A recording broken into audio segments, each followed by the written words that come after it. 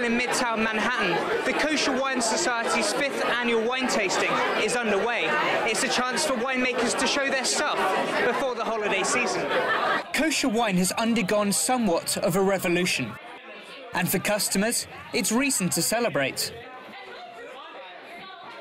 Kosher wines may have once had a bad reputation, but retailers like Gary Landsman say that's all changed now.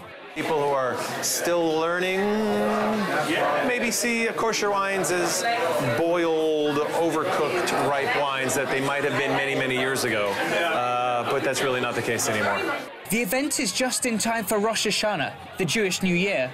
It's a last chance to sample some wines before stocking up for the holiday season.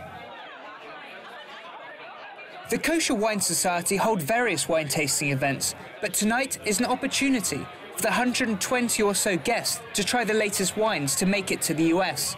50 wine companies are here from around the world to flaunt their stuff. New year, new wines, meet some new people, and it's a great night to go out and taste some wines 1 week before the holiday. The Kosher Wine Society describe wine as the epicenter of the Jewish faith. They say it's because wine plays an essential part in religious rituals. Kosher wine may have a rich history, but it's only recently become a source of enjoyment. So says wine enthusiast Josh Kramer. I think a lot of kosher people didn't grow up with any appreciation of wine because there wasn't any good wine out there. And, a number of years ago, I mean, kosher wine's been out there for a long time, but in the last 20 years, the industry's really grown. The move away from fortified wines may be a recent trend, but it's not down to any breakthrough changes in production.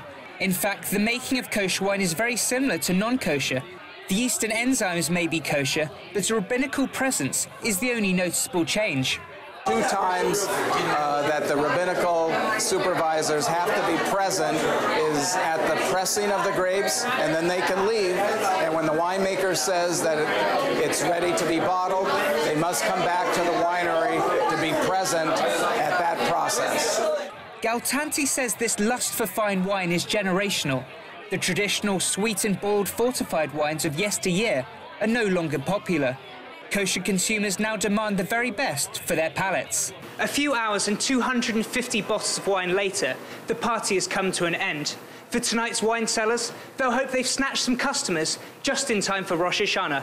William Denslow for JN1, New York.